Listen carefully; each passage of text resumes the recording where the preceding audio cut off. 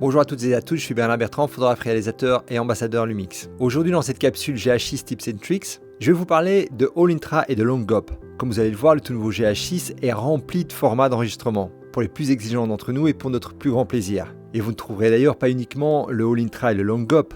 Vous allez cette fois également trouver, et ce qui est clairement l'un des standards dans l'industrie, l'Apple ProRes, et en enregistrement interne. Mais ça, ce sera pour une prochaine capsule. Donc quelle est en fait la différence entre All Intra et Long-GOP ? Tout d'abord, gardez à l'esprit qu'en fonction de la marque et du modèle de la caméra, ce que nous appelons Long-GOP peut également s'appeler IPB. Dans tous les cas, on parle là de compression interframe, en opposition au All Intra qui est lui de l'intra-frame. Dans tous les cas, il s'agit de compression. Et l'idée est en fait de préserver un maximum de qualité d'image tout en limitant le poids du fichier. Et tout ça, c'est la magie du codec. Et rappelez-vous, codec signifie compression, décompression. Le codec va compresser pendant l'enregistrement et décompresser à la lecture et pendant le processus d'édition, dans notre bande montage. L'enregistrement All Intra va enregistrer des images I, image après image, ce qui signifie que chacune des images comprendra un bon paquet d'informations, pour dire ça schématiquement, et ceci sur l'image dans sa globalité, image après image, indépendamment de la simplicité ou au contraire de la complexité de l'image que vous enregistrez. Prenons pour exemple cette séquence face caméra que j'enregistre ici. Il n'y a pas grand chose qui se passe, seules mes mains et mon visage bougent un peu. Le GH6 à mes côtés ne bouge pas et le fond reste identique lui aussi. On pourrait dire que seuls 20 à 30% de l'image change d'image en image et j'en capture 24 par seconde. Et si j'enregistre ça en All Intra, chacune de ces images renfermera pas mal d'informations. Et si on revient au Long-GOP, Long-GOP signifie Group of Pictures, groupe d'images en fait. Et à nouveau, en fonction de la marque et du modèle, ce groupe d'images pourrait être plus ou moins long. Et évidemment, dans notre cas, comme son nom l'indique, nous avons là affaire à du Long-GOP, un long groupe d'images. Et on a vu que le All Intra, lui, enregistrait uniquement des images I, renfermant pas mal d'informations, image après image. Le Long-GOP va, lui, aussi enregistrer des images I, mais pas seulement. Le codec va créer des images P et B.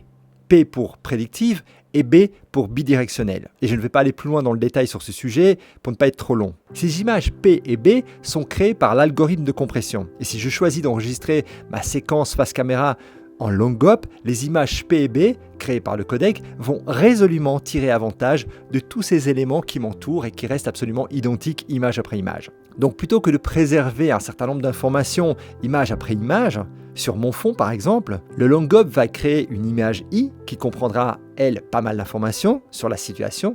Et entre ces images I, il va créer des images P et B, et ces images ne tiendront majoritairement compte que des éléments, que des pixels en fait, qui changent dans mon image. Et encore une fois, ces groupes d'images peuvent varier en fonction de la marque et du modèle. On pourrait avoir par exemple un groupe d'images comme celui-ci, IBBP, BBP, BBI. Dans ce cas-ci, un groupe de 10 images, qui lui-même va être suivi par un autre groupe de 10 images et ainsi de suite. Et en créant des groupes d'images de ce type, la caméra va réussir à considérablement réduire la taille des fichiers. Un fichier All Intra pèsera grosso modo entre 3 et 4 fois le poids d'une même séquence filmée en Long-GOP. Et vous voyez que ce n'est pas négligeable en termes de poids. Et ça, évidemment, sur vos cartes mémoire, mais aussi et sans doute surtout sur vos disques durs d'archives, shooting après shooting.